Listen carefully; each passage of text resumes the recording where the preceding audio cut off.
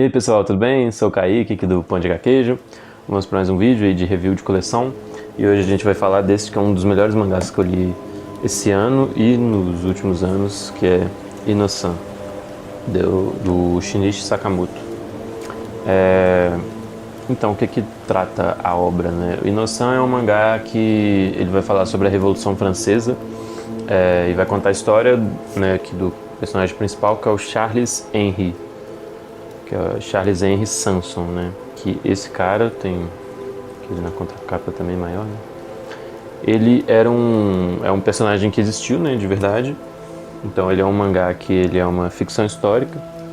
E aí ele era um executor da família real francesa no período da Revolução Francesa. E no final das contas acaba que ele que é o executor do Luís XVII, né? É Luís XVII? Deixa eu consultar. Luís XVI, que é o último rei que é guilhotinado pela Revolução. Só que a história, né, ela não começa desse ponto, ela vai começar bem, assim, sei lá, 50 anos antes disso, não sei, 30, por aí. Que é quando o Charles ele é um adolescente ainda, tem ali seus 14 anos. E ele tá, né, a família dele, que é a família Sanson, é uma família, tipo, de uma baixa nobreza ali, de Paris. E eles são uma família todos de executores, né, todos de carrascos. E já é a quarta geração dessa família que desempenha o mesmo ofício, né? É uma função que é passada de pai para filho. E só que o Charles ele é um garoto diferente. Ele não é o que o pai e a avó dele esperavam de ser aquele homem forte, impiedoso e com uma certa sede de sangue, né? Ele não, ele é um garoto inocente, né, que daí vem o nome do mangá. Ele é gentil e ele não gosta, né, de violência nem de matar, ele não é sádico. Então ele tem muito esse contraponto, né, de quem ele é para quem ele deve se tornar, né, de acordo com a visão da família dele. Então é um ponto muito interessante, o mangá já começa tendo esse dilema deles entre ele assumir esse manto do carrasco, do executor ou não, e ele tentar viver de uma forma diferente. Só que, né, isso já é, assim, é o primeiro volume, os primeiros capítulos. Ele acaba sendo coagido, né, pelo próprio pai, né, é torturado pelo próprio pai para que ele aceite, né, seguir o legado da família dele. Então, né, depois de uma série de torturas ali, ele acaba, né, aceitando. Só que ele tem o ideal para ele de que ele quer acabar com a pena de morte na França. Então esse se torna assim o objetivo de vida dele. E ele vai tentar, mesmo sendo um carrasco, tentar fazer alguma coisa para que isso acabe, né, essa punição tão perversa. E é muito interessante todo esse mote do mangá, né, essa discussão que o Sakamoto propõe. Ele se baseia, né, é dito durante os volumes que ele se baseia em alguns registros, de algumas biografias desse personagem histórico, né, do Charles Henry, mas eu não sei até que ponto essa parte também dele não querer ser carrasco e ser forçado, se isso é verídico ou não, ou se é uma criação do mangá mesmo. Mas de qualquer forma é uma discussão muito interessante que tem o mangá. Ele é um mangá com bastante carga psicológica ali, então ele vai trabalhar muito o psicológico, principalmente, né, do Charles Henry, que é o protagonista, e também de uma segunda protagonista que vai entrar mais à frente na história, que já eu comento.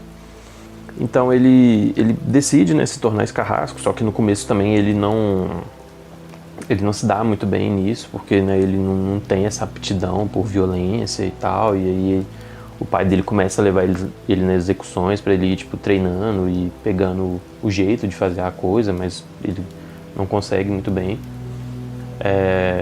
E também a família, um dos motivos que ele não queria ser, porque a família dele é muito mal vista, né, perante a sociedade, porque eles são, né, executores e todo mundo vê eles como carrascos, né, ali, anjos da morte, pessoas de mau agouro, né, então, tipo, se você vê eles, porra, cara, é um mau presságio, vou ter um dia ruim, vai acontecer alguma merda na minha vida, né? As pessoas comuns pensavam isso.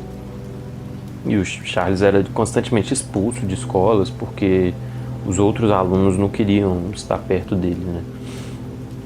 Por causa dessa visão que eles tinham. Só que depois ele vai começando a se acostumar com essa função dele, e aí a trama ela tem um giro, digamos assim, né?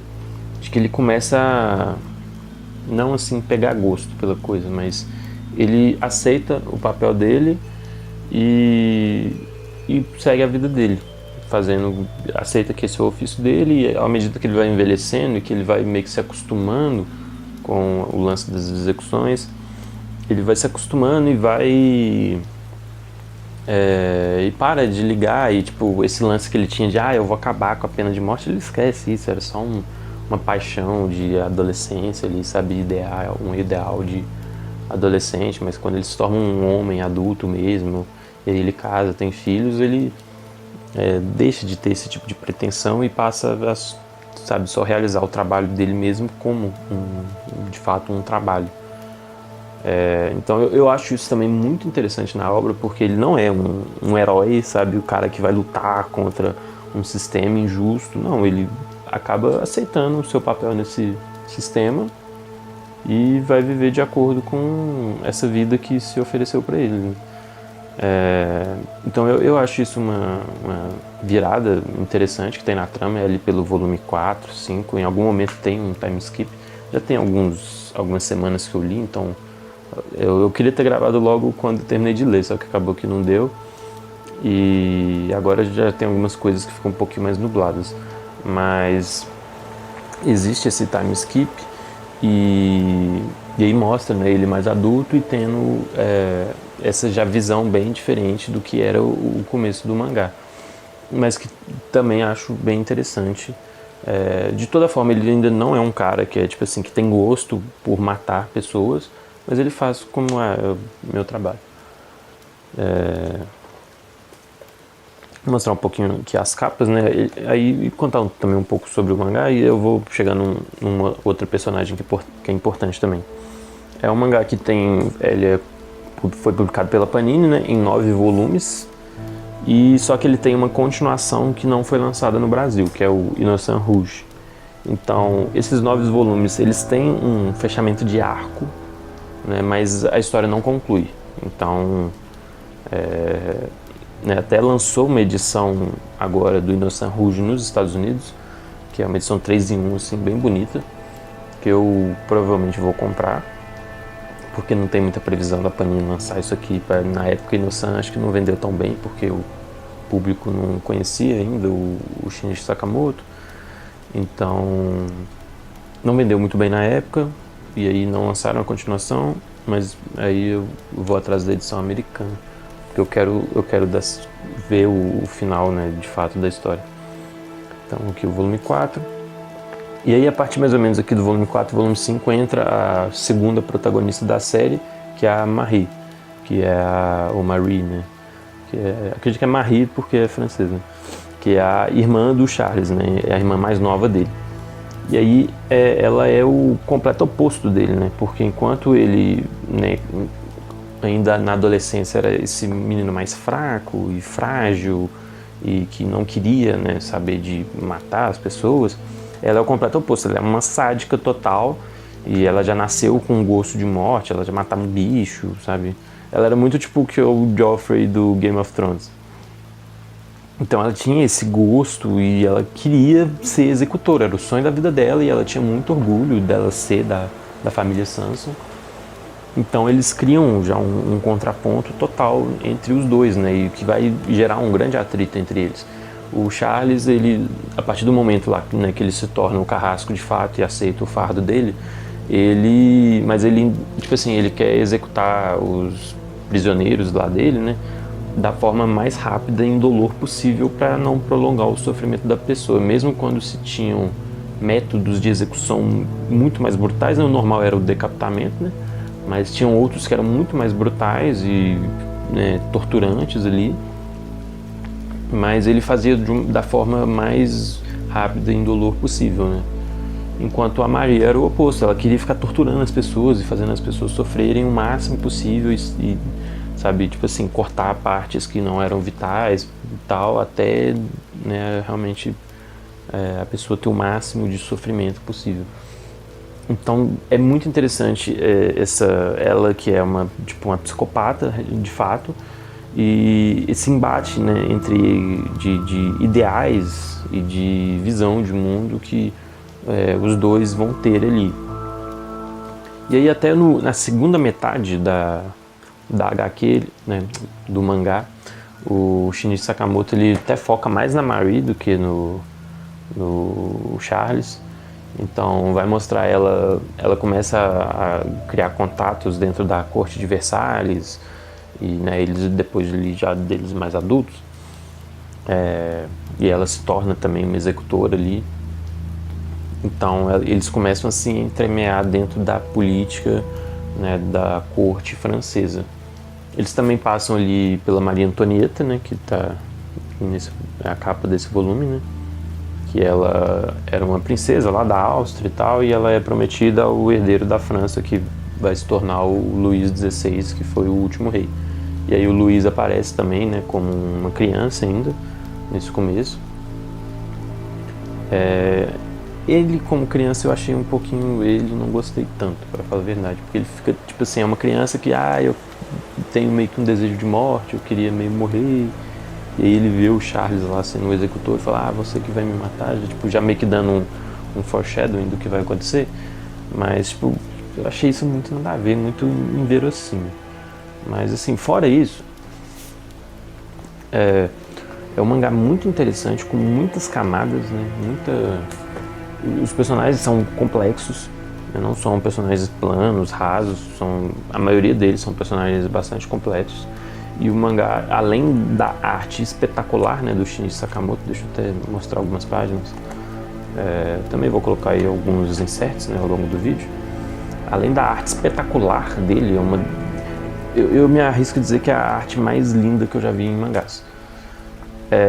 E não só em questão de traço e tal, mas cenários, a recriação da época, né, em questão de roupa, de cabelo, dos penteados lá da época das mulheres da realeza, né, os palácios, os itens, sabe, mobília, esse tipo de coisa, de uma riqueza de detalhe tão grande, tão absurda o que esse cara faz, e também os traços, as expressões dos personagens, a anatomia dele, como tá lidando muito com esse lance de corpo, né, e de morte. Às vezes eles ficam explicando alguns métodos de execuções, então tem coisas relacionadas à anatomia.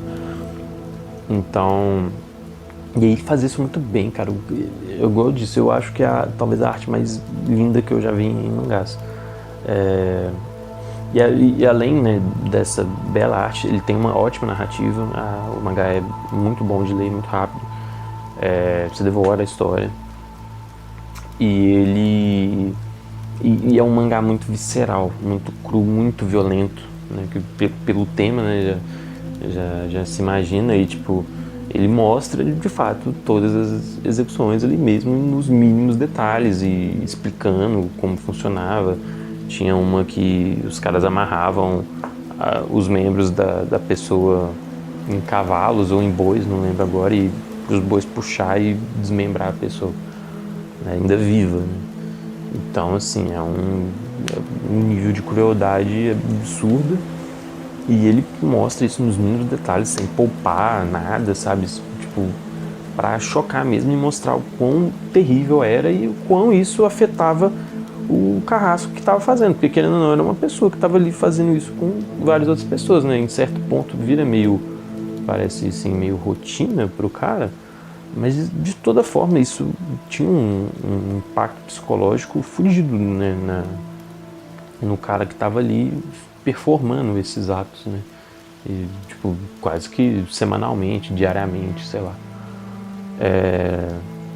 Então é um mangá, né, então tem que ter sim um certo estômago para ler, se é uma pessoa que não gosta muito de violência, ainda mais uma violência extrema, não é um mangá pra você, mas né, se você consegue ler esse tipo de coisa, assim, é uma leitura recomendadíssima, é sensacional isso daqui.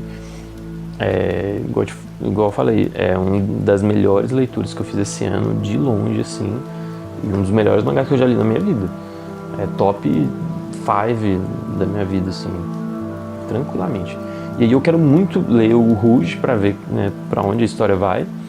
E também porque para ver a parte da Revolução Francesa de fato, né? Porque aqui a gente ainda não aborda isso, né? Ainda tá ali durante a monarquia francesa. Tanto que o rei ali, que é o último rei, ele ainda tá como criança. Então ainda falta ali alguns anos ainda, talvez uns 20 anos para chegar no ponto da Revolução, que deve ser o clímax do mangá. Então, estou muito ansioso, eu quero muito pegar a edição gringa. E aí quando eu pegar, eu volto aqui para comentar as primeiras impressões. Sobre, né, só mais um pouquinho sobre o autor, o Shinichi Sakamoto, ele tem outros 2 mangás aí que são famosos, né, que é o The Climber, que vai contar a história sobre um alpinista, e tem o DRCL, que a Panini está lançando, só que o The Climber nunca saiu no Brasil, eu acho que em algum momento, em breve, deve sair. Mas o DRCL está saindo, né, que é sobre uma adaptação do Shinichi Sakamoto sobre o conto do Drácula, lá do Bram Stoker. E aí ele dando ali a visão, a interpretação dele. Só que esse eu não curti muito. O DRCL eu li o primeiro volume, não gostei, acabei dropando. Porque é um mangá muito brisado. Então, tipo,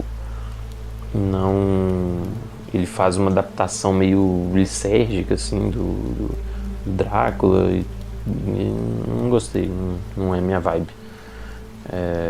Não gostei da proposta mesmo, né? O mangá em si não é que o mangá é ruim, mas a proposta não me agradou, então não tem por que eu continuar, né?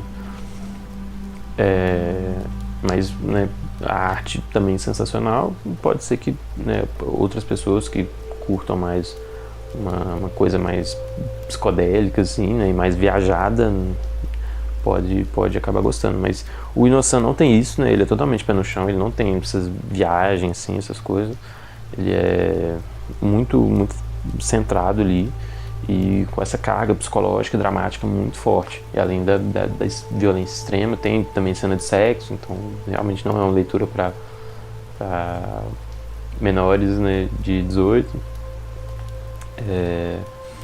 E é isso, é um mangá que eu recomendo demais a leitura. Foi um mangá muito, muito bom mesmo. Que, tipo assim, pra mim bateu de frente com os top seinen que a Vagabond, Berserk e tal, que todo mundo coloca como os melhores seinens, né? Agora na minha lista Inosan também está. Então é isso, gente. Fala aí, vocês já leram Inosan? O que vocês acham da obra? Pretendem ler, né? Tem interesse? Me conta aí. Demorou? Valeu!